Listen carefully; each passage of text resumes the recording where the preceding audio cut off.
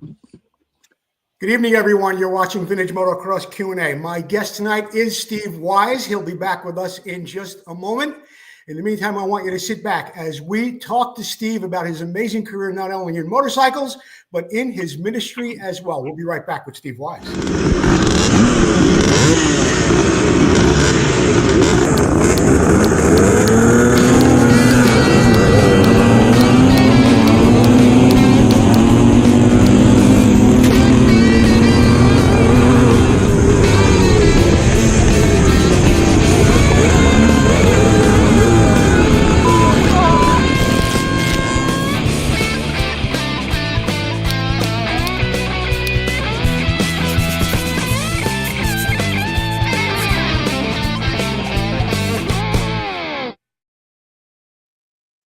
Good evening, everyone. I'm Joe Abadi. You're watching Vintage Motocross Q&A. And as I just said a moment ago, my guest tonight is Steve Wise. We'll be back with Steve in just a minute.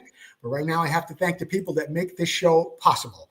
Racer X, the International Motocross Museum, Motion Pro, Sirius Studios, Vinco, ReplicaMotorcycleParts.com, Preston Petty Products, Full Circle Racing, and, of course, AMSOIL. We've got some other people who contribute and do a lot for the show by buying shirts and sharing it and doing so much more. People like Al Keith, Karl Word, Tyler McGregor, and all the people you see on our list. If you're interested in getting a Vintage Motocross Q&A t-shirt, this is a great time to do it, and I'll tell you why. Shirts are usually $24.95. For $50, you get a shirt, 4 AMSOIL products, and you'll get your name back on the board just like this as a show supporter. So not a bad deal for $50. SiriusStudios.com. Thank you so much for being a sponsor of the show as well. Some very cool off-track gear from Sirius Studios. Our latest, well, it's not a sponsor really, but we are a supporter of theirs. And in turn, they do some great things for us too. I want to thank Steve Bauer and the Big Air Kids Fair that happened last Wednesday at Loma Linda Hospital. Loma Linda Hospital, very similar to St. Jude's Hospital, helping kids across America who are really suffering with some dreaded diseases. Steve goes out there every year with some of the greatest stunt people in the motocross world and brings a great show to the kids. Steve Bauer and Big Air Kids Fair. If you want to contribute to the show, go over to PayPal or follow the link in the show description. You can make a contribution of any amount. Anything would help. So just keep sharing the show, whether you're on Facebook or you're on YouTube. And a little bit later on, Susie will be in to tell us who the random share, not the random share, she likes to call it the viewer appreciation. The viewer appreciation person will get a nice set of grips, compliments of Preston Petty products. He is arguably one of the most versatile riders in all of motorcycle racing. Up there, I would say, certainly with Dick Mann. He has raced everything from motocross to road racing. He has, of course, been a staple in an event with the Superbikers. And he's just done so much, such an interesting guy and a good friend. I want to welcome my guest tonight, Mr. Steve Wise. How you doing, Joe? It's great being on with you. Well, thank you, Steve. It's good that you're here. And thanks so much for doing that. And for your show on Tuesday nights, which is such an uplifting moment for many of our lives on Tuesday. Moto Fellowship and Steve Wise Ministries. If anybody is watching that, you know how wonderful it is. And if you're not watching it, well, Tuesdays would be a good time to do it. Wouldn't you agree, Steve? What time do you go on? We go on at 7:30 Central Time on Facebook, on YouTube. Steve Wise Moto Fellowship. You can either go to the group page and Facebook at Steve Wise Moto Fellowship, as well as YouTube. And Joe, the Lord Jesus Christ touched my life so many years ago and just filled me with his love and his peace. And that's what I try to encourage people. It's the greatest thing in the world to walk with him. So that's really what we try to share on Tuesday night. Yeah. And Steve, it's for me, I mean, everybody's got that gift. And we're going to be talking about bikes in a moment and your racing career and stuff like that. Everybody has a gift. Mine is not really, mine is encouraging. I'm good at encouraging people. I'm good at talking to them in private if they're along their way on their walk. But I am not an evangelist like you are. It's a very special gift to where you can just step out and talk to people who are not very far along in their faith, and you're able to do that. So a quick question about that, and we'll get on with your racing career. When did you realize that that was your spiritual gift? Well, back when I was racing for Team Honda, I really went through some challenging times in my life and just some real upheavals in my soul, so to speak, and wondering what life's all about. What my Mhm. career was motocross career was kind of coming to an end, and I just had an epiphany and realized, through different circumstances that I needed to call upon the name of Jesus. That's what the Bible says. It says when someone Mhm. calls upon that name, they're saved, they're changed, they're helped, there's a blessing that comes in our life when we Yeah. do that. And I went to church as a young man, Joe, but I never understood all that. And but it's not about religion, it's about relationship. And as you Yes. know, and I know, being brothers in Christ, we have that camaraderie, that sense of spirit, that love, that joy, that peace, and enjoying being around each other and loving. I love talking about motorcycles, but I also love talking about what the Lord's done in our life. So that's really what we try to do at Motor Fellowship. And it kind of started out with motorcycles, motorcycle Right. people, but now we have all kinds of people that come in, whether they even ride a motorcycle or anything. It's really a blessing. Right. Let's go back, Steve. I know your dad was a very successful real estate person down in Texas, huge business. And he actually loved motorcycle just as much as he loved real estate. So in 1969, he became a Honda dealer. Had to be one of the first in America, along with maybe Munganast out in St. Louis, to Yeah. become a Honda dealer at that time. You're just a Yeah. lad. Are you in the shop? Is that where you first were introduced to motorcycles? Walk us through that period of your life. No, I was introduced to him when I was 12. No, about 8 actually. And my dad would take me to races all over Texas. And my dad rode Bull Tacos and Montesas, and everybody else had Triumphs and Harleys, and my dad had this little bitty 2-stroke, and he just was a enthusiast. My dad wasn't a real good rider, really, so to speak, but he Right. was an enthusiast and he loved it. So, Joe, I fell in love with it. It was crazy. Our friend had an airplane, had a Bonanza, and it would be 3 grown men and me, an 8-year-old boy. We'd fly somewhere around the southern United States, Louisiana. We flew to Florida one time at Daytona, and 3 grown men and a little boy. And my dad was such a blessing, taking me everywhere. And really, it was because of him I fell in love with it. And then, of course, I had a God-gifted ability, a talent to perfect and so forth. So it was good. So I was thinking that in 1969, the mini trail comes out. Your eyes must have popped out of your head when your dad became a Honda dealer and you saw a mini trail, or am I wrong? Well, my dad got me a CS90 when I Okay. was 12, before he became a dealer. It was before he became a dealer. He became maybe I was 14 when he became a dealer. And there's so many other stories about that. But what really popped out of my head, Joe, I was racing. And of course, I tried to race 125 4-stroke XL 125s against the YZs and the RMs and the DKWs at the time. But my dad had this brilliant idea for me. He realized Honda didn't make a competitive motocross bike, so he got the Pinton dealership just for me. So I Oh, could race Pittons. And after I got a Pinton in like 73, it was pretty much, I'm not trying to boast, but I would win almost all the 125 expert classes in Texas after I got the Pinton. Riding the 4-stroke, I struggled. I couldn't win all the time, right. but then what the beautiful thing is, what you're talking about, what was surprising, Joe, was when the CR 250, the first one, came into the shop. We were all there, and I'm just drooling and uncreating that beautiful CR 250 Elsinore, and I'll Yeah. never forget that. What a wonderful time. Yeah, it was. And it's interesting, Steve. It kind of, I've got some questions written down here. And when you were talking about winning so much on the Penton, I really wanted to know about that timeline of, you're a kid, there's the Honda dealership, you get to Penton and you start cleaning up.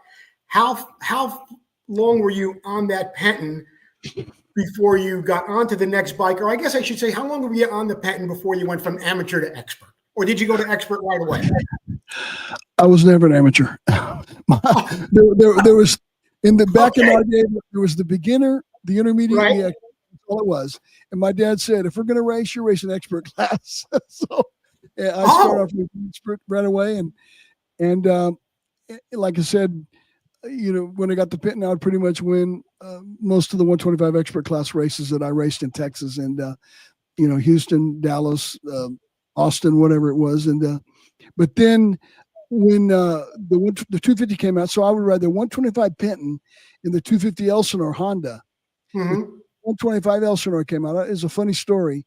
125 Elsinore came out. And I told my dad, "There's no way Honda can make a bike as good as that Penton did. The 250 is good, but that 125, it's going to be no way." And my dad says, "Well, we'll see." And so there was a big race in Austin called the Austin Aqua Festival. And Right. we're going to take both the Penton and the CR 125 with us, and you can tell me which one you like the best. And so I went on the first practice on the Penton and rode it. And my Penton was really nice, had Coney shocks on it, and it was really a tricked out Penton. And then that CR was box stock. We just got it the day before, and I rode that CR 125. It came in after about 15 minutes. I said, "Load that Penton up. We're done." That was the last time I ever rode that Penton ever. So, when the Hondas came out, it changed everything. As you know. And for how long? No, well, you said you never raced amateur, so you were out there. You were racing expert at that point, right? And it's 1974, 75, 70, 73, 74. Expert, and then I got my professional license in 74. Though in the summer of 74, I'm 17 years old, 16 or 17, I can't remember. I got my professional license, and we went to a few nationals, riding the 250 Elsinore up in New York and Ohio. I rode some nationals. I think I got 7th and 8th or something like that, and my first 2 national events. Steve, I'd like you to walk us through that, because it's not something many of us know about, what that process is, how long it takes, and who you approach to do that.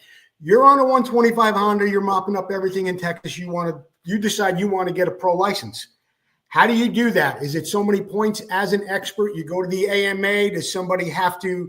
I mean, what is the process to do that? And then, of course, you do that in order to win money at races, but are you doing that to get involved in a national level as well? So question number 1, how do you go from expert to pro? What is the process? Well, it's probably much different today. I do not know the way they take care of that today. Right. Back in my day, it was pretty easy. You just signed up. And I signed up, and there was no, you just had to get a physical and show that you're in good enough shape. You're not going to, die or something on the bike. And right. I went to my first race, and my number was 329 in novice. And then after about 3 months, I got a few points, and they dropped the in. And it was very simple for me, Joe. And really, back in our day, it was just like life in general. It was much more simplistic, right, in a way. And it just kind of grew from there. And I was an expert by the time I was 17 years old, and just stayed. And of course, your numbers change every year, but it wasn't very hard. It wasn't anything special. Okay. So then when did you tell us about your first national, Steve? You say going from expert to pro is not that difficult, and it was a simpler process back then. Expert locally, then, right. But then a pro, all I did was go to the pro and enter into the pro event, but it wasn't a big change. It's just like just a bunch of different riders, better riders, I was very fortunate in 1974. They had what was called the Texam. And some of the main riders would come to Texas for 4 races. That year, Gary Jones, who was number 1, Jimmy Weinert at Stoecker and Howerton, and you had a few other, riders, Mike Jones and different people that were good, and they came to that series. And Weinert and Jones could only ride 2 of the races because they had nationals also. They had to go to that were conflicting with the Texas series. Okay. But I won 3 out of the 4 races and beat Jones and Weinert at 17 years old right off the bat. Of course, they were my home tracks. So I was very confident. This was in June or July. I was very confident. I thought, man, I'm going to go to the Nationals and I'm going to do good. Well, after I won the Texas State Championship, and you had 2 or 3 or 4 riders we go to New York. I went to the track in New York. What's the name of it? Anyway, it's not racing anymore. No, they don't race there anymore. But anyway, everybody knows about it. But I went to that race, and you had 40 riders now. You had Jimmy Weinert, you had Jones, Ellis, Tripes, Thorwaldson, Runyard, all these guys. Wow. and I got seventh. And I was very disappointed. I thought I'd be up in the front. And my very first national, my head was real big. I got humbled very quickly. Well, you know what, Steve? I mean, I know a few people that went from expert to pro the way you did, and they thought they were going to take the world by storm too. And they got on that track and you finished seventh at least. I've heard of guys getting lapped. Yeah. No, I agree. Yeah. And it takes some time. So you're doing really good around Texas. And what I want to know is what year did you get on Team Honda? Was that 77, 78? Well, in 1975, my dad said, 74 was tough. 75, we changed it, went to the 125. So then I started from the 125s in 75, 76, 77. And then I did very, very good as a privateer. As many people know, I won as a privateer. Nobody had done that yet. I finished very high. Was that this day or this is after that? Is this that day? That's in 1976 at Rio Bravo. I know exactly where that's at. Okay. That day, Brock Glover. Oh, no. That day, I couldn't. Well, we all have excuses, right? But I should have won the second moto, but Danny Laporte beat me. But I got a flat tire with 2 laps to go on the back tire. But I got second that day, and Danny Laporte ended up winning. But Bob Hanna and Marty Smith got 4th and 5th. So there you go. And Brock Glover got 3rd. It was a tough. There was some tough competition back then. So, well, and I've talked to Tommy Croft about this too, and a few other guys where, I said, well, what was your standout moment that whether Team Honda or Yamaha or whatever factory it may have been at that time, I said, what was your standout moment that suddenly a factory comes calling? And Tommy said to me, and I couldn't believe this, he said a lot of it had to do with luck too. It depends on who was at the track that day and saw that race and said, we really like this kid. We like the way he performed. He's got the right, he's got the right stuff. Let's give him a call. When was that moment for you? Well, again, there's a couple different things, but in 74, at the end of 74, I got a call from Kawasaki in November of 74 after winning the Texas Series. And they called me and they wanted me to fly to California. And I rode Kawasaki in 75. And 76 for a short time. One race in 76, I quit after the first race, which is another long story. But the bike the bike was a turd, wasn't it, Steve? You asked about Team Honda, but I'm jumping back now. In 75, Kawasaki hired me. I was a factory Kawasaki rider, and that bike was so slow. I couldn't get in the top 5. And they fired me with 2 races to go. They called me and they said, this hadn't worked out. We were hoping you'd do much better. And I said, your bike is slow. And they said, okay. The very next race was San Antonio, Texas. We took a 125 CR from my dad's shop. Jimmy Strait, he was a great friend, did the port job, and FMF pipe and Girling gas shocks. I led Marty Smith for 40 minutes the first moto. And I almost beat him, but he got me right at the end on the first moto.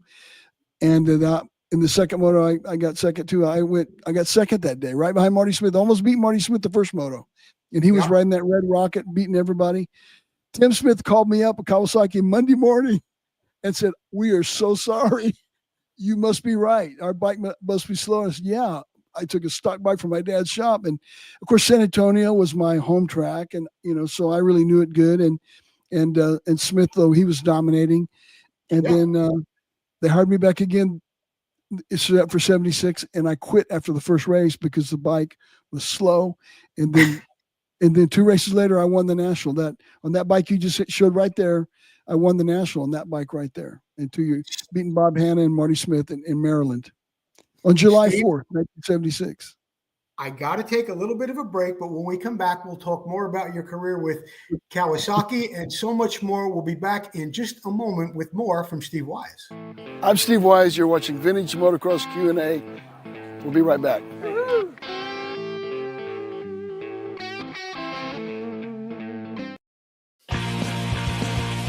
Vinco, who already has a full line of vintage parts, now has air shocks that are an exact duplicate of the original air shock so popular in the late 70s. So whether you're looking to build a full racer or museum showpiece, these shocks will give you that incredible 70s look and improve your bike's performance.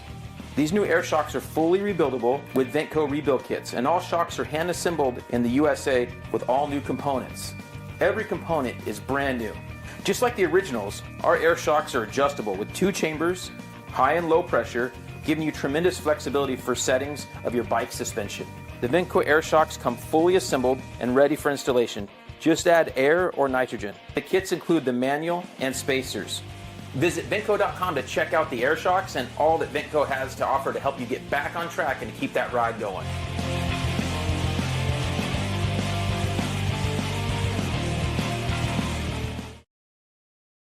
Thank Curtis Leverton and Ventco for being a sponsor of Vintage Motocross Q&A for over 5 years now. They have over 1,000 products in their catalog, from completely new cranks and top-end kits, gasket kits, clutches, you name it.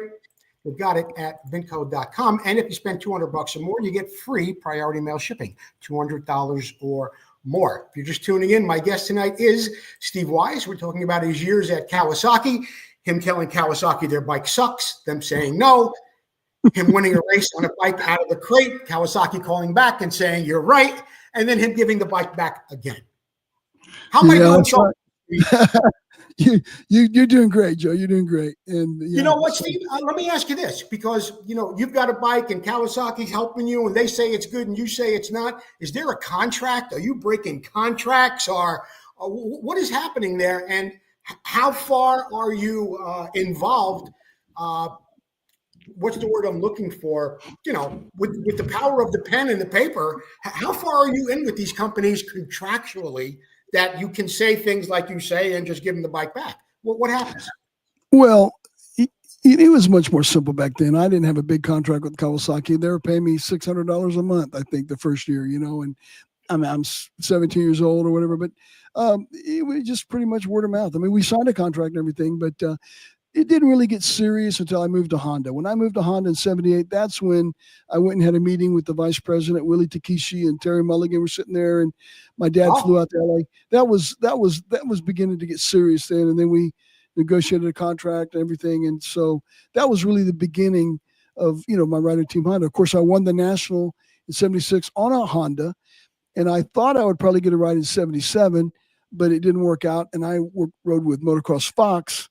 That was FMF bike right there. Then in 77, I was on a Motocross Fox bike, which was an awesome bike that Cliff White built. I saw somebody asked me here how Cliff White was doing. In fact, Cliff White and I talked on he called me New Year's Eve. So Cliff White's doing good. And Cliff White built an incredible motorcycle. Cliff White wasn't a parts changer. He was an engineer, and he could build things from ground up. He made the pipe. He made the frame. I mean, it was amazing. Cliff was a fantastic mechanic. And then, of course, Cliff went on to work with David Bailey and Jean-Michel Bell and so many other great racers. So, but Cliff and I are still in contact from time to time. Tell me about going out to California and speaking with the people from Honda. Did your dad go with you on that trip? I mean, you're a young kid yet. You don't really know. I can't imagine you know too much about what's going on outside the big, great state of Texas. But tell us about that, and then we'll go over some of these pictures too. Well, in 1977, I rode the Trans Am for Fox, and I rode the international class. And, the international class was a rough class, and I was in a stock, it was a modified RM 370 Suzuki. And I will never forget, Joe, as long as I live, I'm sitting there after the second moto in the Fox tent, sitting under the tent, just wasted from the 2 45-minute motos, and sitting there just thinking, last race of the year. Now I was in my van, of course. So even though Fox had their van too, I drove out there with a friend, and I'm thinking about my drive all the way back from San Francisco, to McAllen, and all of a sudden I see Terry Mulligan, the Honda team manager, walking toward me, looking at me, and I'm thinking, hey, Terry Mulligan. I mean, I remember that. And I've told Terry and I have talked from time to time. He'll come on my show, and, I was looking, he walked over to me and he said, Steve, can you be in Gardena, California, Tuesday morning at 9:00 at our offices? We want to talk to you about riding for Honda. And I said, no problem. So I would have ridden for free. They paid me to ride, but I would have ridden for free. And I called my dad Sunday night and I said, Dad, fly out here. So my father flew out to Los Angeles, and I drove down to Los Angeles and picked him up. And we were at Honda Motor Company in Gardena, California at 9:00 Tuesday morning, and signed up a contract. And it was so funny. Willie Takeshi, the vice president of Honda, was very involved and great guy. And Terry Mulligan, they were telling me about this incredible new CR250 that's coming out and with the lay down shocks and everything. And they're telling me how great the bike is. They're trying to talk me into it. I'm thinking to myself, just be quiet. Where's the contract? I'll sign whatever. You just give me a contract. I mean, I didn't care what their bikes were like. I knew they were going to be good, but would that be this one? That would be like this bike here. That is press day. Do you have the other one with all the team? All the team on their press day? I have. It's press day, 1978, January. No, this one. This was 1980. Not that one. Not 78. There's a really good one. I know which one you're talking about. This is your road race days. Yeah, that's Kenny Roberts. That's Daytona. I may not have it here, Steve, but Joe, you gotta have it. No, I'm sorry. I'm sorry. I don't. But I'll forgive you one time. Thank you. No, so what happened after? What happened after? You know what I want to talk about? Yeah, finish up with the Honda thing and you and your dad going there. But then I want to know a little bit more about that Fox Racing team and how that developed too. But finish up the Honda thing. Please. Well, that bike you just showed, the 78 CR250, was the bike, and that picture right there was the press day at Saddleback, and Brad Lackey and Mary Smith and Warren Reed. We were all out there and riding all day long and taking photos and pictures and so forth. And so what a joy it was for me to be on that team and to start my career. And, the funny thing is my dad was a Honda dealer. So what an incredible opportunity. And, to this day, I'm the only native Texan to ever ride for the factory Honda team. Andrew Short rode for them, but he moved from Colorado to Texas. But I'm the only ever motocrosser. Now, Colin Edwards was a road racer, and Doug Poland were road racers from Texas. But so I'm proud of that. Tell me about the Fox team, because that was kind of an interesting time back then too. Between and they were different years, but there was you and Pat Maroney and Pat Richter and a few other guys there that were on these very unusual looking bikes. Well, they were unusual in the sense of, you always saw the manufacturer's name on the gas tank, whether it was Suzuki or Honda. And then Motocross Fox comes along, and they come along with this whole new graphics thing, and they've got these shocks and all sorts of things going on. Who was the mechanic there for you? How did that segment of your life, how'd that happen, Steve? Well, I was a little surprised after 1976 because I won the 125 National in Kaiser's Ridge, Maryland. Beating Marty Smith, got second, and he almost beat me, but I beat Marty by half a bike length the second moto, and I won as a privateer.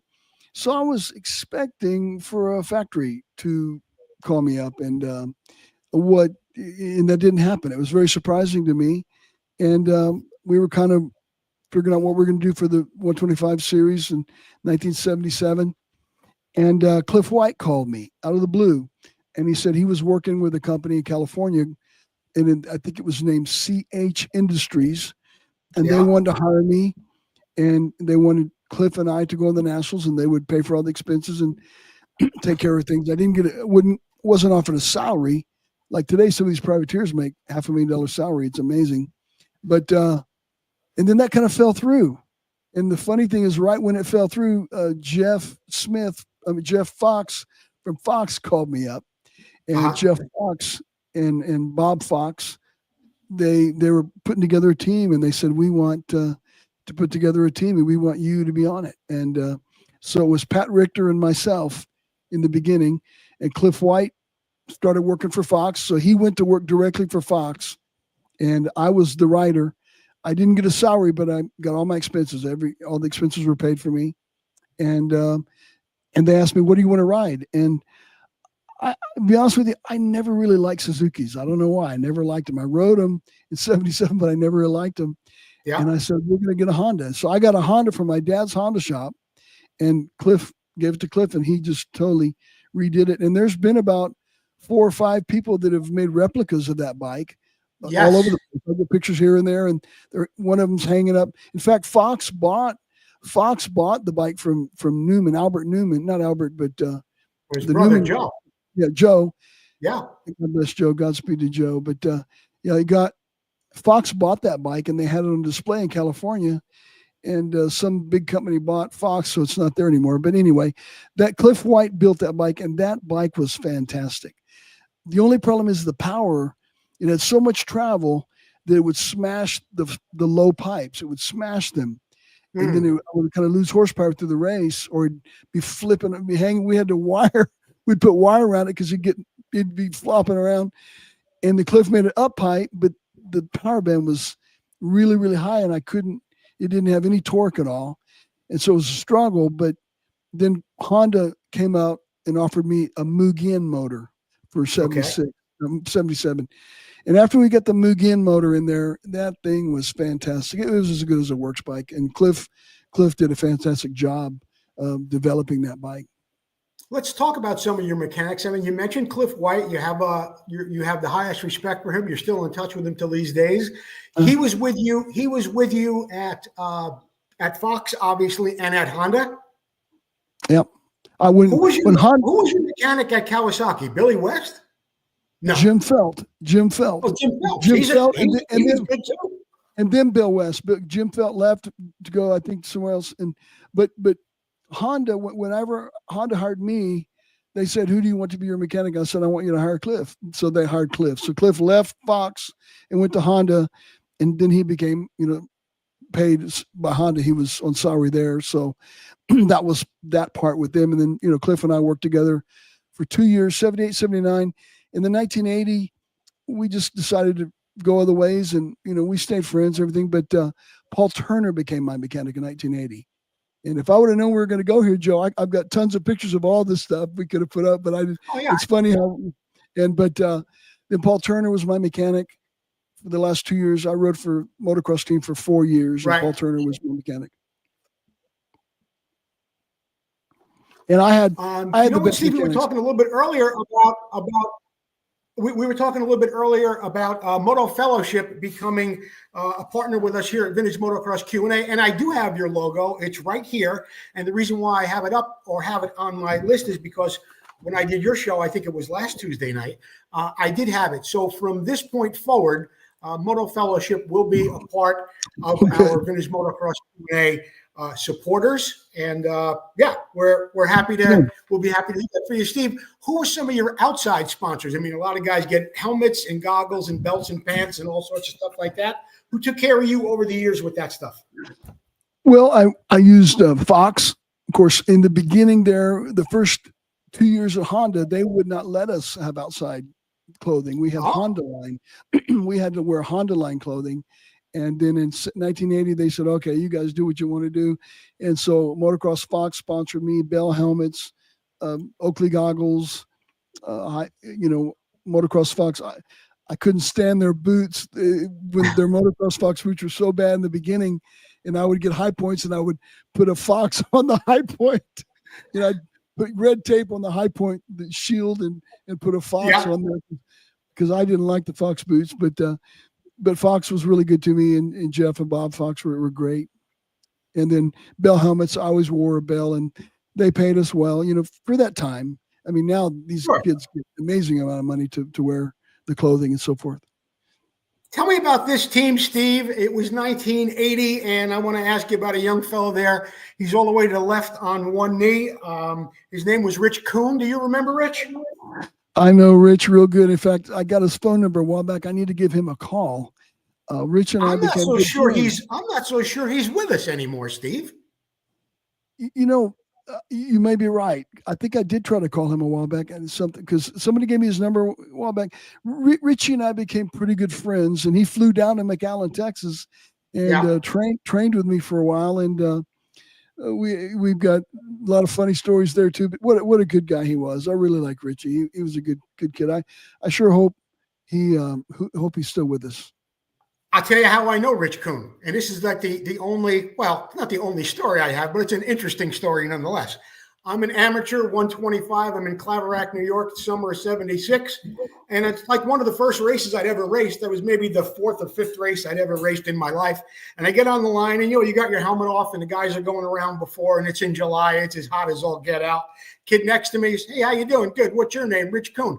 "Oh, how you doing today?" "I'm doing real good. I win this moto. I'm turning expert." And he was an amateur. I mean, he was an amateur. The same time I did. We only had like 6 races under our belt. He won everything. He then turned expert. He won everything that year till the end of, let's see, that would be 77. And by 78, he was on everybody's radar. And 1980, he was on factory Honda. Yeah, so he came out of like nowhere, well, to most of us.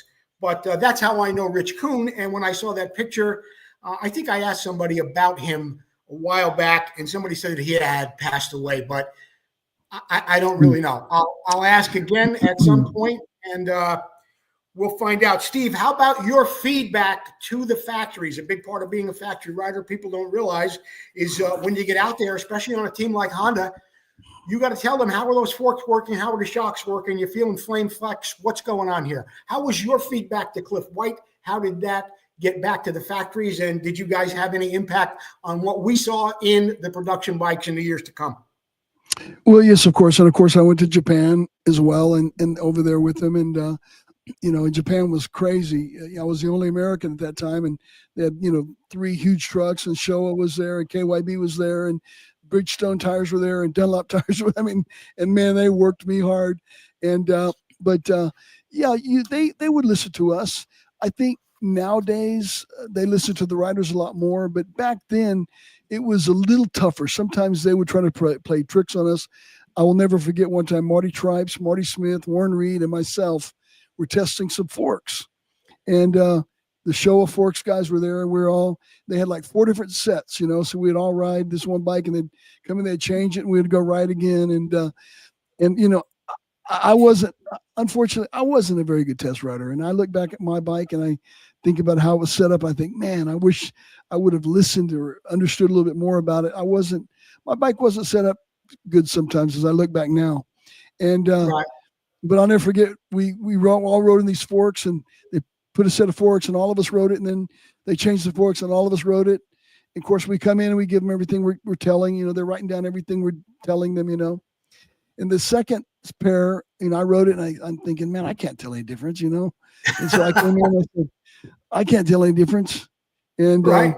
The Honda show engineer said, well, we put the same set back on just to see if you guys knew what you're talking about. And Yeah. Marty Smith got furious, man. He left. He said, I'm not going to, he was really upset. Yeah. Of course, Marty was the stalwart of the team at that time. He was the heavy hitter. I was an amateur. I was the rookie. So, Yeah. And I just kind of follow along, but Marty, he didn't appreciate that very much, and Godspeed to Marty. But no, Marty was a great guy. I don't mean to, but he just got really upset with the show fork engineers. And you know what, Steve? He was the best salesman Honda ever had. He sure was. He sure was. Hey, listen, we're going to take a little bit of a break. We'll be back with more Steve Wise. And we're also going to be back with Susie's got a viewer appreciation prize coming up. So we will be back with more Steve Wise, more giveaways, and a whole bunch of more cool stuff in just a minute. I'm Doug Grant. You're watching Vintage Motocross Q&A. We'll be right back.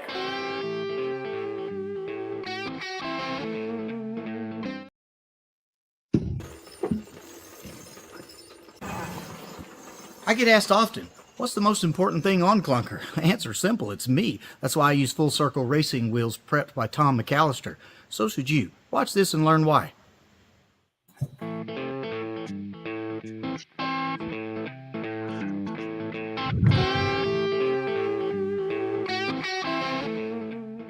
When racing vintage motocross where suspension is very limited, your wheels can be the difference between winning or serious injury.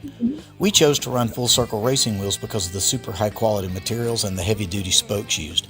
Prepped by Tom McAllister, I have the confidence on the track to push way harder through the rough stuff and the bigger jumps, knowing my wheels are going to stay under me. Hey, Clunker may be 50 years old, but his wheels are brand new, and yours should be too. Call Tom McAllister at Full Circle Racing today.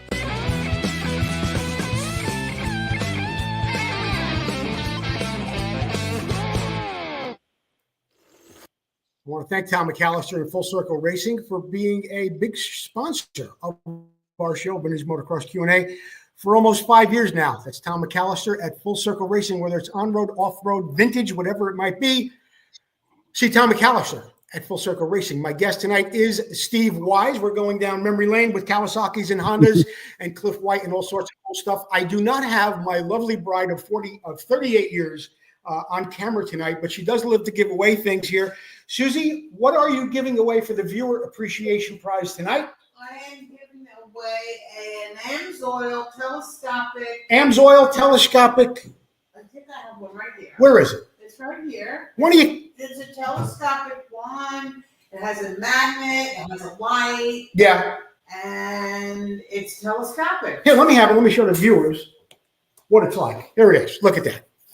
That's from AMSOIL. It's telescopic. It's got a light in it just like that.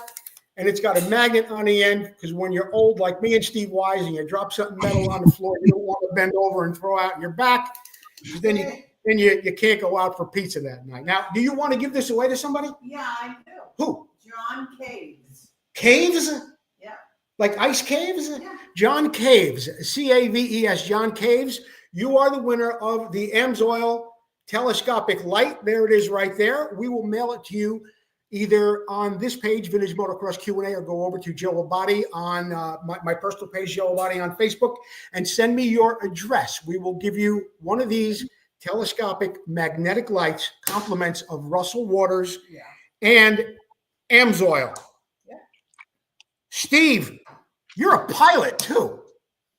Yeah, I was just waiting to hear Jerry Maddox. He said, he gave me a nice comment. He said that was one of his all-time idols. Wow, I'm honored by that, Jerry. And his dad had a Bonanza. Well, I had a Bonanza F-33 for a while back, and I sold it. And I'm, Lord willing, looking to get a new plane pretty soon. And so I love flying. I love it. Yeah, I am a pilot. All right, tell me. You know what? Let's do this. Then we'll talk about the pilot thing because I got a couple of pictures here. And I want to know what's happening in some of them. Steve, was this your first date? I mean, what's going on here, man? Actually, that's my cousin, Jeannie. Yeah, that's me. I'm probably 6 years old or something, 7 years old. Yeah. Where'd you get these, Joe? I can't tell you, Steve. I'm not just going to come up with that regular motocross Fox stuff. I mean, I dig deep, Steve. So this is your cousin Jeannie, and you guys are what, 6 or 7 years old? Oh, we're just youngsters. Yeah. Okay. This was an incredible time in your life. Everybody associates you. When you say the word superbiker, it's like superbiker Steve Wise.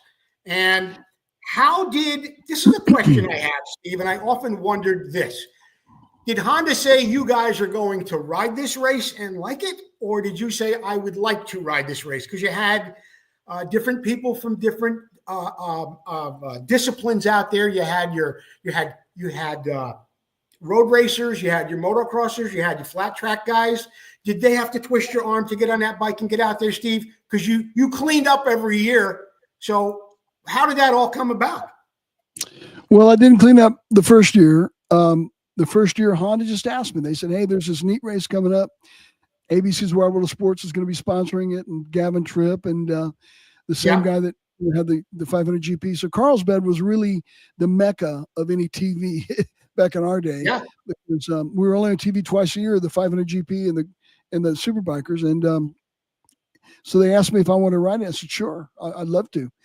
So they built a bike, and then when we got to the track at Carlsbad, we realized we were in big trouble because we didn't have disc brakes. Ken Howerton, Warren Reed, all Suzuki, Yamaha, they had disc front brakes, and everybody had drum back brakes, but a disc front brake, and I had a drum front brake, and it went away in the first lap. I mean, the front brake was gone in the first lap.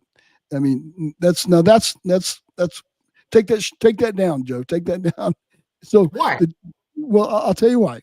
So the first year, 79, the bike was messed up. I got like 7th place. I had no brakes. Okay. Come 1980 come back, Honda says, okay, we want to ride this race again. We'll build you a good bike. Put that picture back up. That's 1980. That bike was awesome. Look at the disc brake, front disc, back disc. So, and if you watch Dave Arnold, and I just watched this the other day, my dad sent it to me. He was talking to that real popular talk show host too, Maddox, or what's his name? The guy that has a show. I can't remember his name anyway. And Dave and him were at the Honda Museum, and that bike is there at the Honda Museum. And they began talking about that bike. And Dave said that Steve Mathis? Mathis. Yeah, Steve Mathis. And Dave was talking to Steve, and they're talking about that race and how it all came about. And Dave said he was talking to an engineer on the phone in Japan, and the guy said, hey, that Superbikers race is coming up. You want me to send you a great motor for that race? And Dave said, you guys know about that race? They said, yeah, we know about every race in America. And so they sent a special motor. They built that special bike, and that bike was incredible. And Andre Malherbe got one just like I did.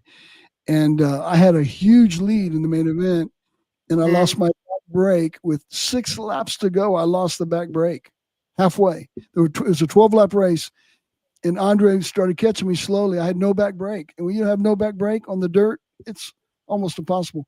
And he almost passed me. It's on YouTube. He almost passed me on the last lap. Andre did on the dirt. And then once we got back on the pavement, though, I was okay. And I pulled back away and was able to win it in 1980. What are the top speeds on those bikes, Steve, when you're going down a pavement straightaway during that Superbikers? You get up to close to 100? Oh, we're going about 130. Yeah. Those bikes Really? would fly. Yeah, well, they're 500s. And they were geared. I mean, the back sprocket was a little bitty sprocket. You can see it. Yeah. It was about 130. About 130 is what we were told. What do we got here, Steve? Okay, now that's like, if you go back to the other picture, number one, Which one? The one you don't like, or this one? No. The number one. The number one. The number one on the bike. Yeah, that one there. Okay, Yeah. that's now I won it in 1980 on that red that color picture bike, and this bike is 1981. Okay. It's pretty much the same bike. It's just a 1981 RC 500 with a special motor and and everything. You could see the forks. They lowered it down and everything.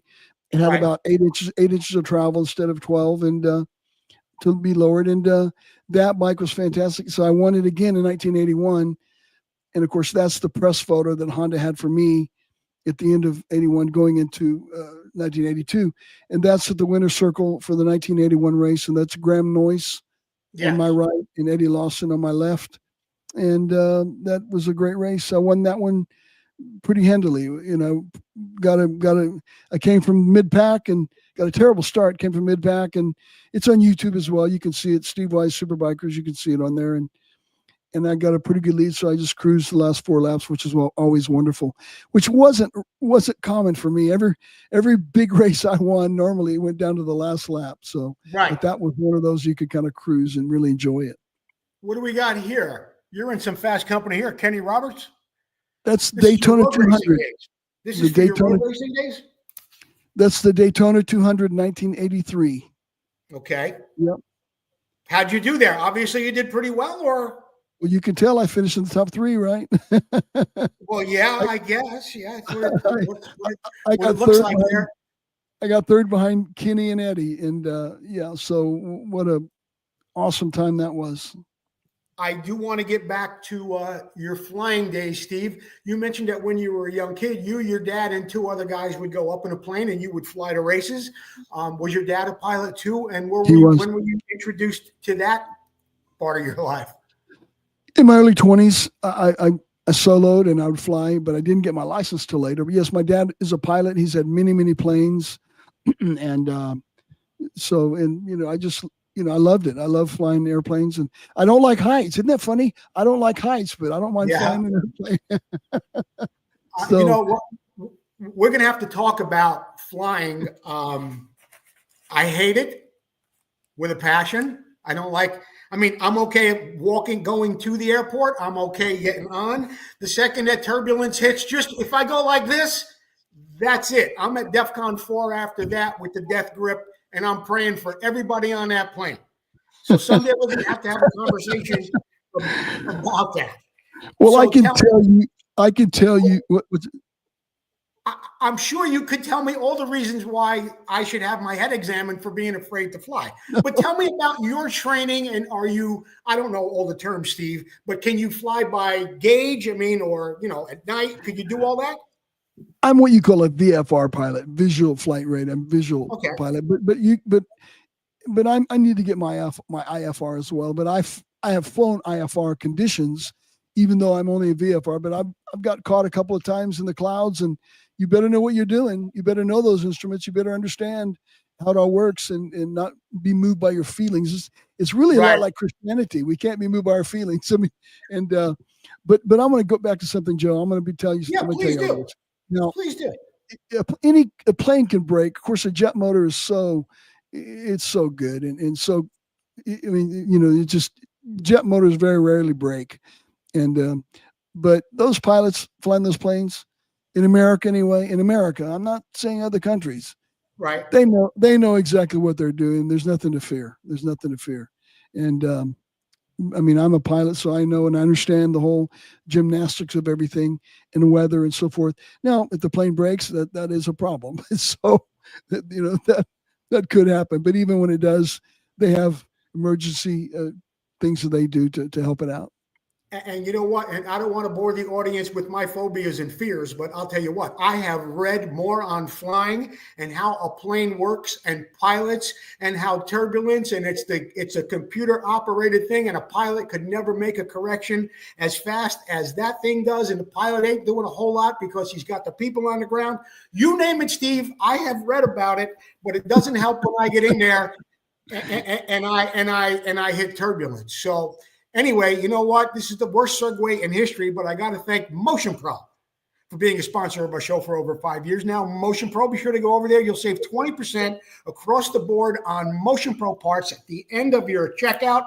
Press in MP9135. That's MP9135. That's Motion Pro. I also got to thank my friend Mark Farriester at Sunrise Vapor Blasting for making all of our parts here clean and shiny and ready for me to paint and polish and make real nice for our restoration. Steve Wise is our guest here tonight. We've talked about Kawasaki and Honda and going back. Hey, Steve, is your dad still with us? Yeah, my dad is 90 years old and he's in great shape. He's in great shape. Yeah, that's great. That is awesome to know. Another guy whose paths you probably have crossed because he had Steve Simons. You know Steve Simons from Simons Works? Real good. I know Steve Simons real good. Yeah. Yeah. His dad's still around too, up in his 90s. Well, in 1977, Cliff White, we went up to Steve Simons' place. We took my bike there, and he put his forks on there, and I was one of the first riders to ride his forks. That 1977. What's that? So your last year of racing, Steve, was what, after the Honda? I mean, mid 80s? No, you wait. Let me not get too far ahead of myself. You had the Superbikers. You went on to do a couple of other things, and one of them, and this is one of the pictures I actually do have. Thank you, Steve. What is going on here? You're at the Houston Astrodome. That's I asked a couple of people about this picture. They said you were flying 5 feet higher and 20 feet longer than anybody else on that track that night because you're a motocross guy. So tell me what is going on here and how many TTs did you race? Well, that was a neat race. That right there wasn't the year I did really, really good. The year before that in 82 was the year that everything broke out and it was crazy, and the flat truckers, God bless them, they're great guys, but some of them wanted to kill me. People have no idea what went on in the pits after that, the 1980. Why don't you tell us all about it, Steve? Man, I've got some good pictures of me stuffing people. I mean, I'm stuffing them, and boy, they got so mad because they would go out wide and slide in, and I would come and stop right in front of them. I would just stop there, hard on the front brake, and then they would mess up their line, and they'd get all messed up. And oh man, I mean, there's some riders who wanted to kill me, literally. Did it almost come to fisticuffs in the pit? A couple times. I had a bodyguard. Yeah. I got a bodyguard. Between you and who else? Well, I don't want to say names, but this one guy came up to I knew AJ Foyt his mechanic, or he was the head of the mechanic. I knew him, and he was about 300 Right. pounds, a big guy. And I saw him in the pits, and I said, "Get Yeah. over here. You come stand by me. You come stand by me." So he stood by me the whole time. And a couple of the flat trackers came over, and they were standing there. They said, "We're going to kick your, you know what?" And that guy standing there goes, "Not while I'm here. You're not." I mean, it got tough. And I was pitted all the way on the end, and to get to the stadium entrance, you had to come down the pits, bring your bike down there and come out.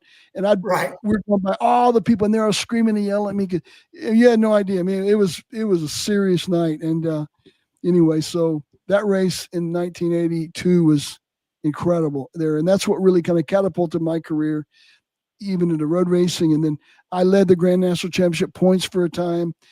Gene Romero, Godspeed to Gene Romero, he begged me to come ride the miles and the half miles, but I told him no, I didn't want to do it. I said, I'm a road racer now. And so I was road racing and riding TTs. But the Houston TT was really the only track that I could be competitive on that two-stroke CR 500 because I tried it at Ascot, but Ascot, the straightaways were real long and it was a half mile. I really couldn't compete there in Ascot. Who was your mechanic for your TT races? Well, when I went from motocross to road racing, I got two mechanics. Motocross, you had one mechanic, Cliff White, and then Paul Turner. But then I went to road racing. I had Mike Velasco, who just passed away last year, God bless him, and Merlin Plumley, who also passed some years ago.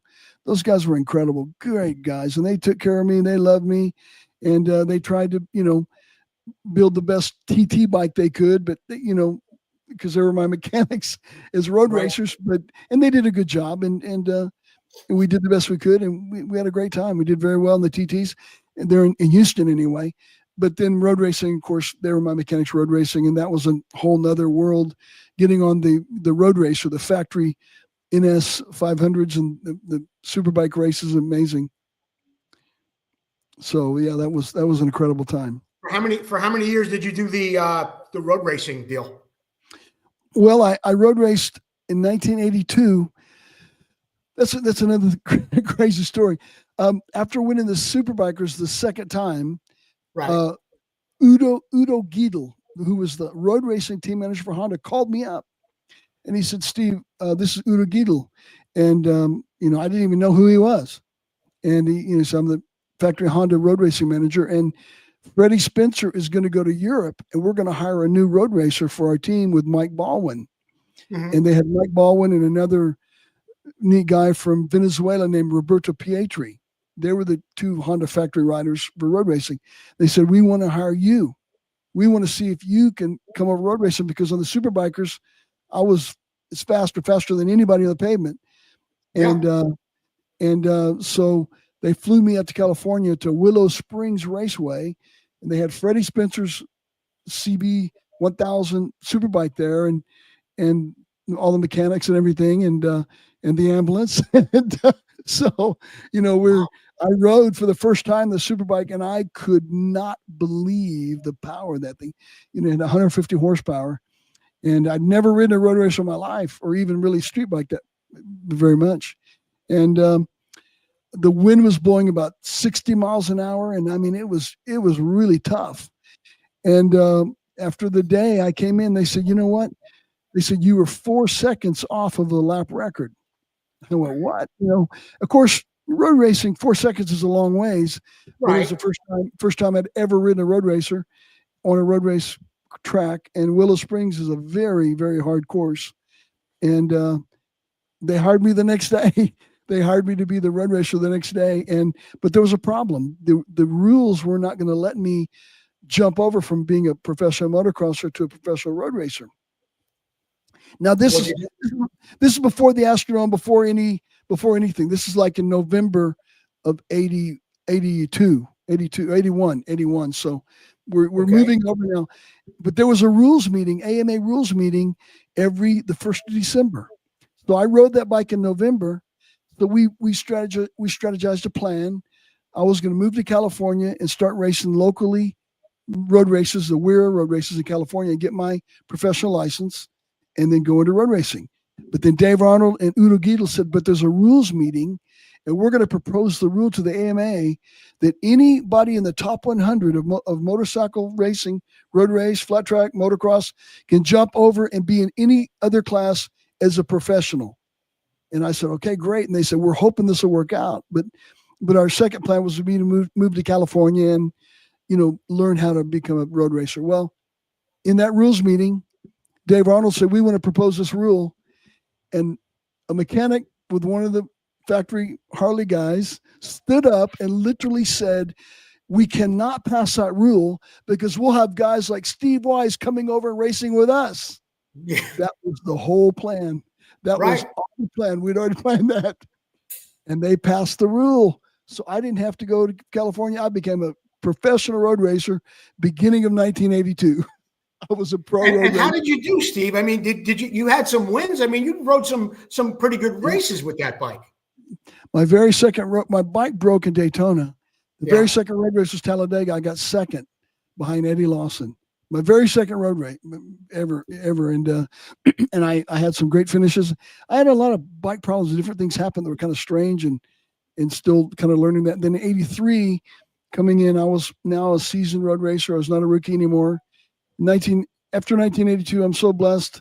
The AMA gave me the Professional Athlete of the Year award in 1982 for jumping from, where I was motocross and the road racing and being successful as I was. And I was up in the front a whole bunch. I only won one national race. Of course, a few things would have been a little bit different here and there. I might have won 2 or 3 more, but I only won one national, but I placed in the top 3 a bunch. Yeah. I want to thank Preston Petty Products and Paul Standard for being a sponsor of our show here, Vintage Motocross Q&A. Be sure to check them out online at PrestonPettyProducts.com. They got a lot of great stuff there. Just like this new rear taillight, plugs right into your existing front headlight that comes with a battery. You don't even have to wire them up anymore. That's PrestonPettyProducts.com. We are on here live with Steve Wise. Don't forget, the Moto Fellowship is on every Tuesday night at 7:30. 7:30 Central time. 7:30 Central, 5:30 in California. Okay. Right. What I want to do is we're going to take a quick break here from our sponsor, International Motocross Museum. Then when we get back, Steve, I want to talk more about how you segued into what? You want to say something? No. Did I say something? Did I say something? I don't know. No, I'm not. I'm just listening, Joe. All right. I have a lot to say, though. If you want me to say, I will. Well, you're going to be saying it right when we get back after this message. We'll be right back with more Steve. Motocross struck America, coming from Europe like a lightning bolt, striking the hearts and minds of people all across the country and the world. Battles of intense racing and cutting rivalries with loyalty to brands and heroes intensified as years of blood, sweat, and dirt flew through the minds of those memories of champions as they wrestled their machines through almost impossible tracks. But where are those past champions? And where are their bikes? Terry Good, an ex-pro motocross racer, has made it his life mission to honor these heroes and the bikes they rode to stardom.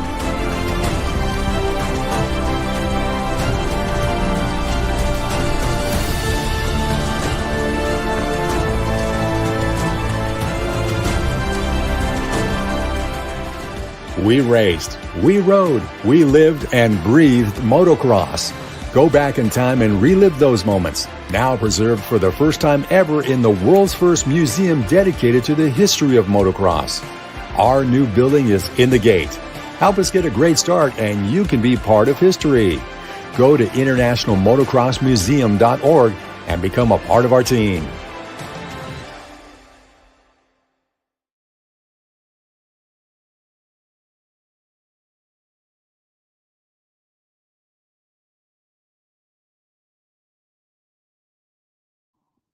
The International Motocross Museum is a not-for-profit 501c3 organization. Be sure to visit them online at internationalmotocrossmuseum.org. My guest tonight is Steve Wise. We're going down through the history of Steve's career with Kawasaki and Honda and so many other great things, including talking about his dad, who was a Honda dealer, and Steve's time as a pilot. Your last year of racing, Steve, how do you know when you're not going to re-up for the next year? When did that happen? And what happened there that said, that's it, I'm not going back to race motorcycles next year? That's a good question, because when we're young, of course, I can look back and see, I wish I would have done a lot of things differently, which we all do. Sure. But 1983 started off fantastic for me. I got third in Daytona.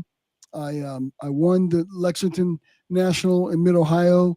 Things were really going good, and then I fell off in Laguna Seca. No, I fell off in Ohio. No, in Willow Springs, not Willow Springs, Road America, Wisconsin. It was raining, and I was on the NS 500, the 2-stroke, and it was raining, and I lost it, and actually the throttle stuck's what happened. The throttle stuck, and I went down hard and hit my face first in the ground, and I don't remember anything, but someone told me that I lost the front wheel and went face in the ground on the pavement, and I was knocked out. And but I'd done so well earlier in the year, and I was like in the 1 point out of the lead in the points, and so I was really close to the championship, leading it, and so I decided to try to come back right away to Laguna Seca, and my collarbone was broken, but I taped it all up and was trying to ride in Laguna, because when you're a pro and you're riding the points race and there's only 3 races left and you're right there. I mean, we do things that sometimes Sure. we're trying to win, and I was all taped up, and my collarbone only had like 2 weeks to kind of try to mend up, but it was terrible, and the pain was horrific. But I'm out there in Laguna Seca, and I'm in practice, and I'm on the NS 500, which was a bear to ride. I mean, so peaky and really hard to ride.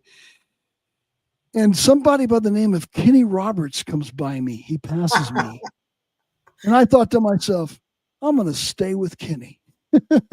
It's practice, and I hadn't ridden a bike in 2 weeks, and I'm in terrible pain and all this, and I end up going over the high side in turn 9 of Daytona, which was thankfully the slow turn when you come out, and I went over the high side there, and that was really, really tough time. Joe, that story there, that time in my life, I just become a Christian, and I just heard my pastor talk about that says, whoever calls upon the name of the Lord shall be saved.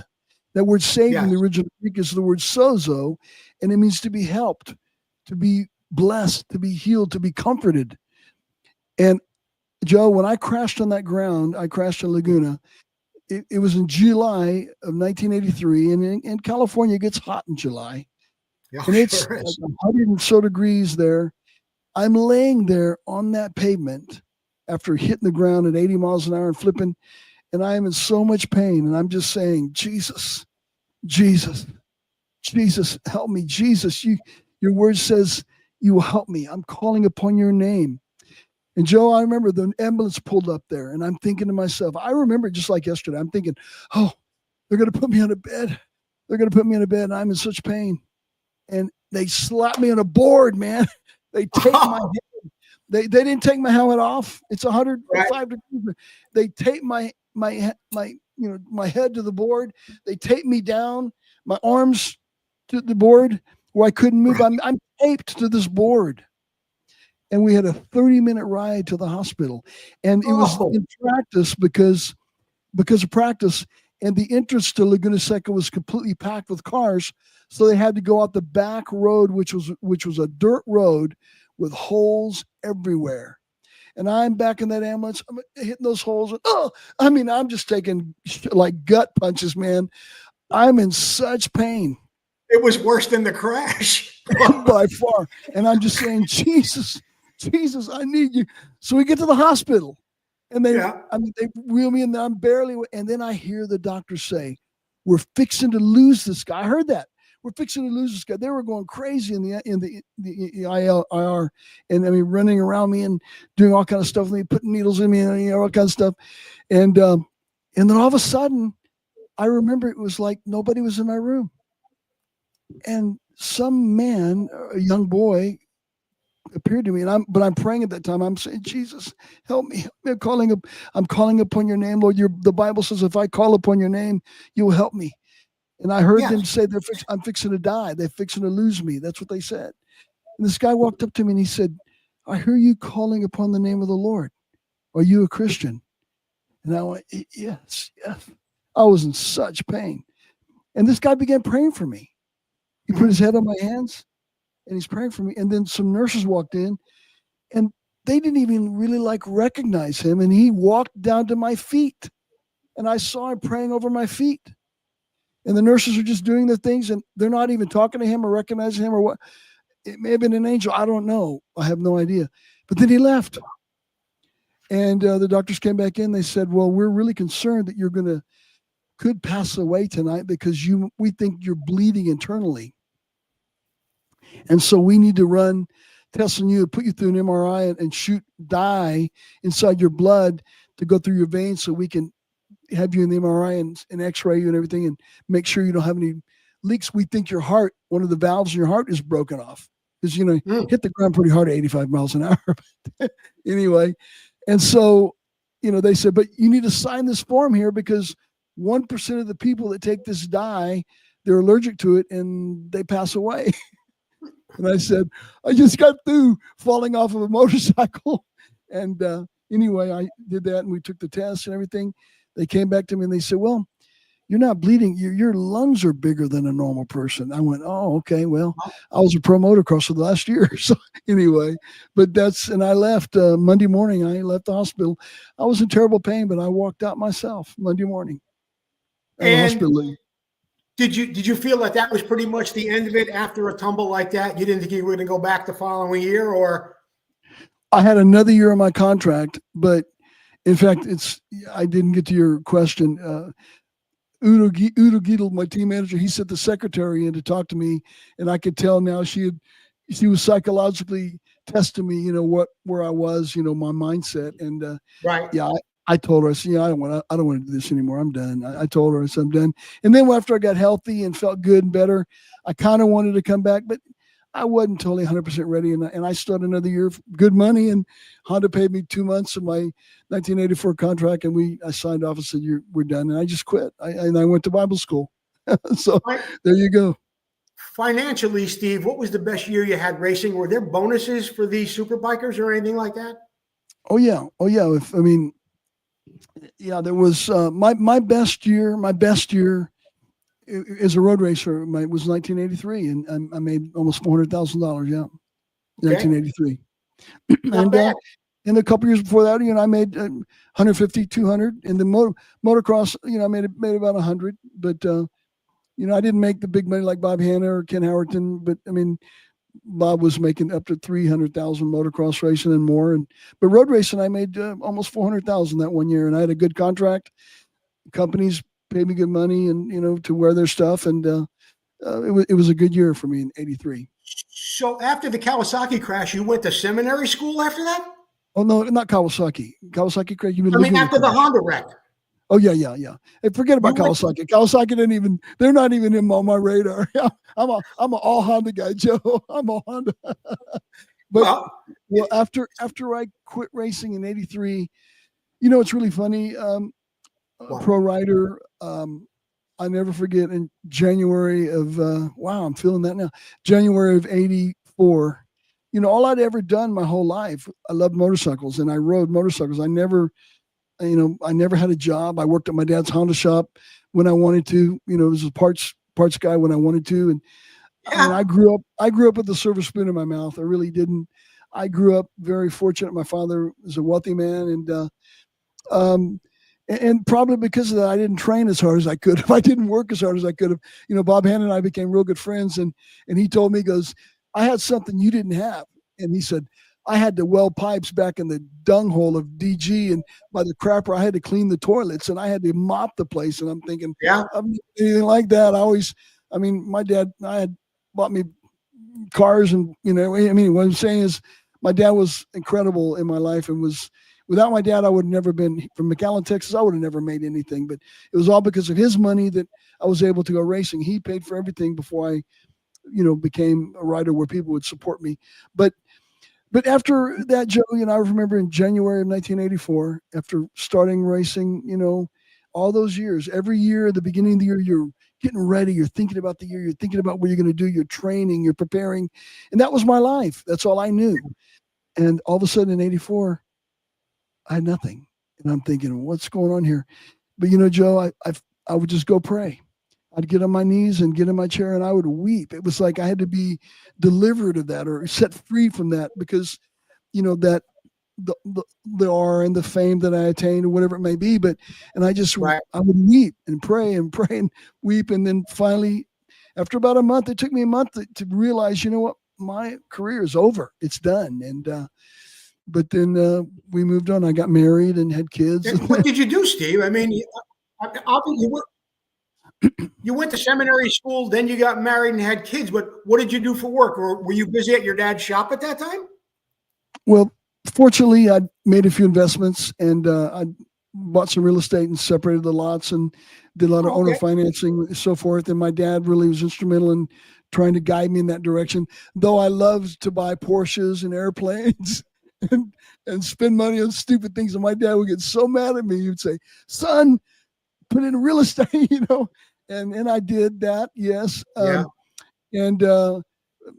But then slowly, and then I got my real estate license. In fact, I started getting my real estate license when I was on Team Honda in 1978. Somebody did an interview with Bill Butchka, and Bill Butchka said, Steve Wise is the smartest rider I know. Here he is already getting his real estate license. He's a factory Honda rider, which I did. And so I have and I still have I'm a realtor right now. I could go back and do real estate right now. My license is inactive, but so I got my real estate license, but my heart wasn't there. My heart was to preach the gospel, Joe. My heart was to share what Jesus Christ had done for me. He set me free. He gave me a peace and a joy that no championship race could ever give. I mean, it's nice. And I'm so thankful for the wins and what I was able to accomplish. And I wasn't a Bob Hanna in motocross.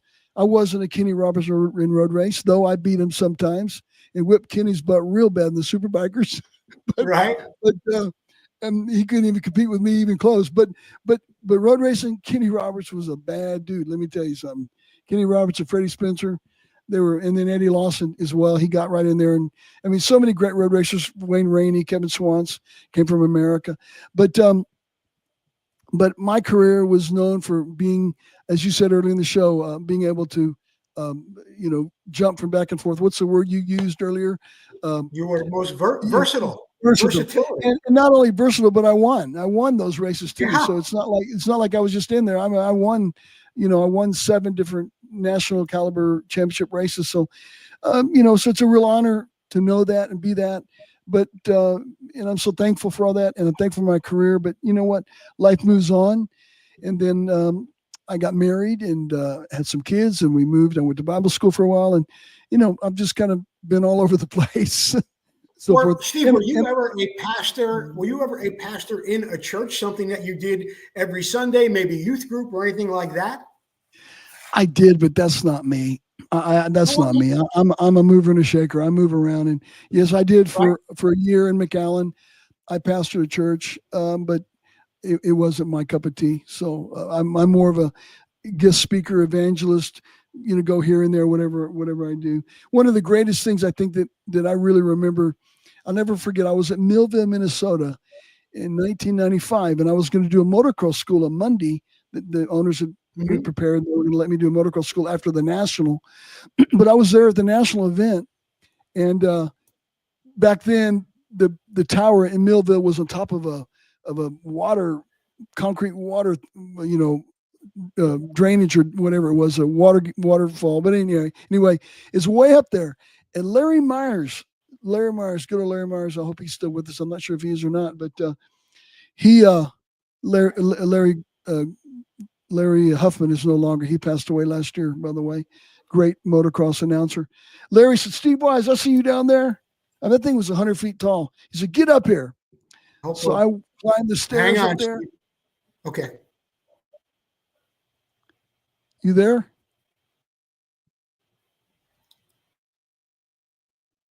Hello. Yeah, are you? Yeah, I'm here. I got it. We're back in and out here a little bit. I think we got. How about now? I've got you. Okay, I'm good. I'm good. Can you hear me? You're Can good. you hear me?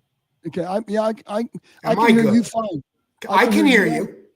Okay, I can hear you. Yes. Anyway, so Larry Huffman called me up there. Okay. And I got to the tower, Joe. I got to the tower up there in Millville, and all the thousands of people there. He hands me the mic. I'll never forget. He hands me the mic. Yes. He says, "Say whatever you want to say for 20 minutes." And I got to preach the gospel and show to people that God loves them and will forgive them. And that's what the word gospel means. It means good news, the good news that Jesus Christ died for our sins. And my friend, I was a big sinner.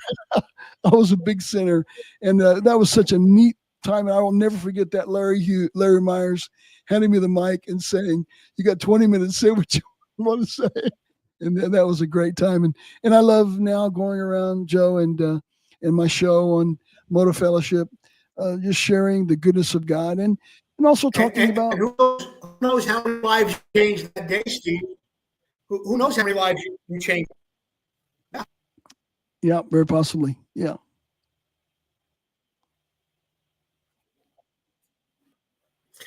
Well, Steve, is there anything you have coming up that you want to talk about? Any events or other than your Tuesday night show? Are you going to be on the road any place or going to any events? I mean, I saw you at George Ackerman's last fall. You did a great sermon there on a Sunday before the motorcycle event. Are you going to anything like that anytime in the near future? Yeah, I have things set up here and there all the time, churches or whatever places for me to speak. But I'm looking forward to being at Cowboy Stadium on February the 22nd. And so I'll be going there here in a few weeks. But this year it hasn't really started out really strong. But I know as the year goes along, I'll get more invitations to go speak at places. Right. Okay. Well, if anything should come up or at this point, is there anybody else? Oh, you know what I want to do, Steve? Is when I was on your show last week, we were talking about some racers that had passed on. Can you hear me? You're cutting out. Galen Mosier, can you hear me, Steve? Yeah, I hear. Yes. Yeah. Galen Mosier, can you? Okay. Galen wasn't a Texas guy, was he? No. No, Galen was not a Texan. No, he was from California. Galen was a Los Angeles guy. Right. Yeah. Do you remember him? I mean, you were around. You were a pro by the time he was riding with Honda, and he was on a Will Smith Mako and stuff like that. I wasn't there then when it was on Honda, but then he was in Kawasaki, and he was a formidable foe on the Kawasaki. Yes, he rode for Kawasaki starting in 1978 and 79. I think he was a Kawasaki rider. Right. Well, you're kind of going in and out, Joe, but I don't know. Are we? We'll do the best we can. Can you hear me right now? Not really. I can, yes. All right. You can. Talk to me about Ron Carbo. Yes. Talk to me about Ron Carbo. Oh, Ron was a great guy. I knew Ron from way back in the day when my father first got the Honda shop. Ron was a Honda representative, and he would come down to McAllen, Texas, and I got to know him then. So, I've known Ron pretty much from the time I was 15 years old all the way until when he passed last year. And Ron and I were always real close. We talked from time to time. He was a big supporter of my ministry and really believed in what I was doing for the kingdom of God in the motorcycle world. But Ron was a fantastic person and very instrumental in the motorcycle industry.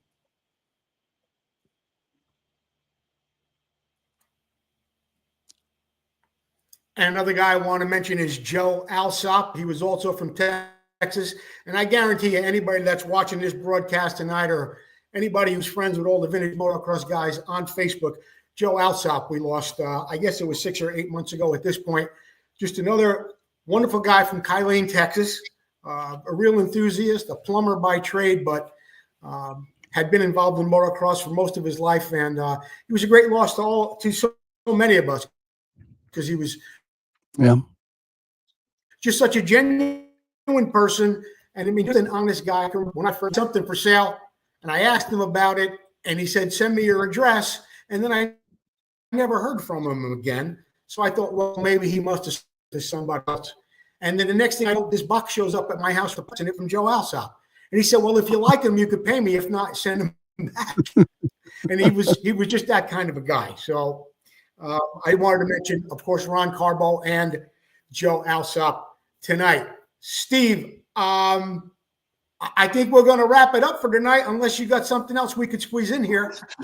Well, just encourage people to go to Steve Wise Moto Fellowship on Facebook, or Steve Wise. I'm totally full with my friends, and I have to get on and delete a lot of people to get new ones to come in. But the Steve Wise Moto Fellowship group page, you can sign up, and we've got a couple thousand people in there. And I have a show every Tuesday night, Moto Fellowship, we call it, and we sometimes, I'll talk about some racing situation, or sometimes I'll just go right into sharing what the Lord's put in my heart. But I'm here to be an encouragement to people the best I can, and like I said earlier, to really encourage them that Jesus Christ paid the price for our sins and loves us and wants to give us eternal life, which, thank God, I've received years ago, and walking in it. My life hasn't been perfect. I've made mistakes and messes up, but God has grace for us, and he loves us. So I encourage you to come on my Moto Fellowship program on Tuesday night, every Tuesday at 7:30 Central on Facebook or YouTube, Steve Wise Moto Fellowship. So invite you to do that. And if anybody out there, a pastor or anything that they'd like for me to come speak at your church, well, have them contact me and we can make that happen. So there you go, Steve. And I'm looking forward. I'm looking forward. What's that? I just wanted to thank you for being my guest tonight. We're cutting in and out here a little bit, and I want to apologize. I don't know if the people who are watching the show are experiencing the same thing, but I wanted to thank you for being my guest tonight and for sharing so many great stories with us. And I'm sure there are many, many more. And maybe someday we'll get to them, Steve, okay? Let's do it again. I love it. Let's do it again. Right. Thank you again. Steve Wise, ladies and gentlemen. Thanks, Steve. We are experiencing, I guess, a little technical difficulty here. I don't know if everybody is able to hear everything that Steve and I were saying toward the end, but I want to thank you for joining us tonight at Vintage Motocross Q&A. And as always, I got to thank some of the other people who make this show happen, including Fast Guy Stuff, Racer X, Ben's Vintage Mini Bike page. I mentioned earlier about the Big Air Kids Fair. Thank you, Steve Bauer, for all you do for the Big Air Kids Fair. This Week in Motocross History is a segment we bring up every week that comes to you by Racer X. My wonderful friend, Paul Parkinson Sr. and ReplicaMotorcycleParts.com. Well, that about wraps it up for this week's episode of Vintage Motocross Q&A. I want to thank my friend Steve Wise for being my guest this week. We'll be back to our regular Vintage Q&A, Vintage Motocross Q&A segment next week. But until then, you hang in there, and thanks for watching the show.